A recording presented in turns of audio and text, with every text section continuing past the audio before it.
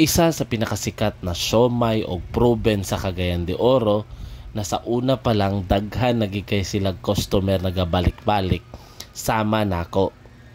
Ang Tiki Chicken Proven. Good morning travelers, welcome to another Kantot Eats.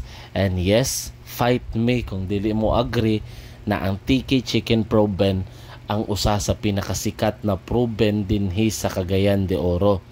Tungod ni sa ilang special sauce na gravy na lami jud siya. And naapod sila special siomai na mulaban Japon ang timpla labi na paghalang. Lami Japon siya and ilang presyo gid is good for student na manggid ni siya mo nang patok kay ni sila sa una. Pero as of the moment naa na sila new pricing. So mao na ni ilang presyo sa ilang proven og siomai and sa ilang rice. And sa wala pa kabalo ay no dugay na ni nila kay perminti makugabalik dinhi naa na sila dine-in area na aircon. So karon lang ko ka lugar og video. Iconic kay ni sa ako ang Tiki Chicken Proven.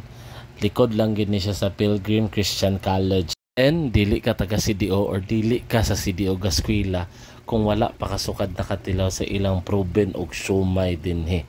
So hangtod sa sunod na Kantot Eats, kita kits travelers.